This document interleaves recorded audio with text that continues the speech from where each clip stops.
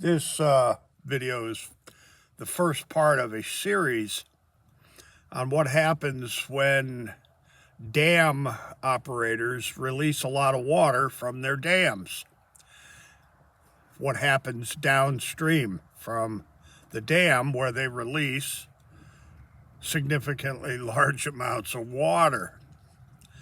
Now, I've been to several lakes that get these big water releases, like Lake Houston and Smith Mountain Lake down in Virginia.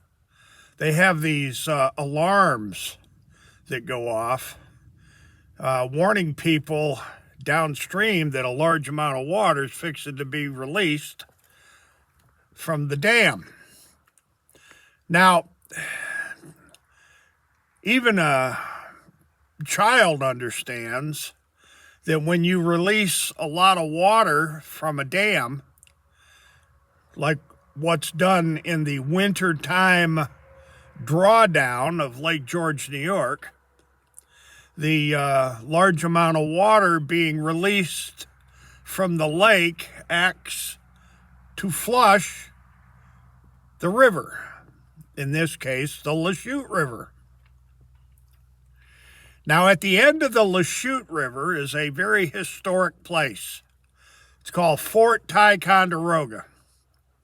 And right there, all around Fort Ticonderoga, in the LaChute River and in Lake Champlain, there's this enormous sludge bed that was never removed from the lake. Now, that sludge from the papermaking mills and other industries along the LaChute River was mixed with significantly large amounts of sewage that for years was dumped from Ticonderoga into the LaChute River, which I've renamed the Poop Chute River. Now, when you release a lot of water from Lake George in the Wintertime Drawdown, it's the identical practice of flushing a toilet. They release water from Lake George, it goes downstream, and it flushes the Poop Chute River. That's how this massive sludge bed at the end of the LaChute River in front of Fort Ticonderoga got there.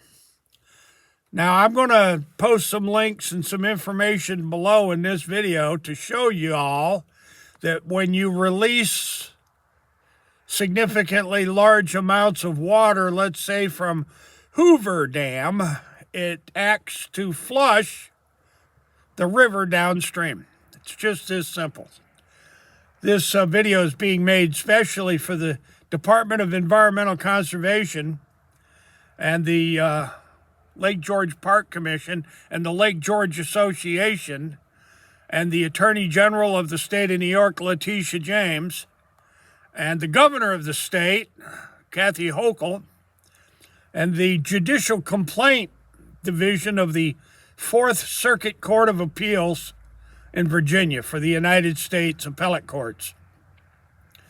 When you release a lot of water from Lake George in the Wintertime Drawdown, it flushes the Poop Chute River. This is how that giant sludge bed was hydraulically transported to the bottom of the lake out in front of Fort Ticonderoga. Now, this is not, I repeat, this is not a fantastical story.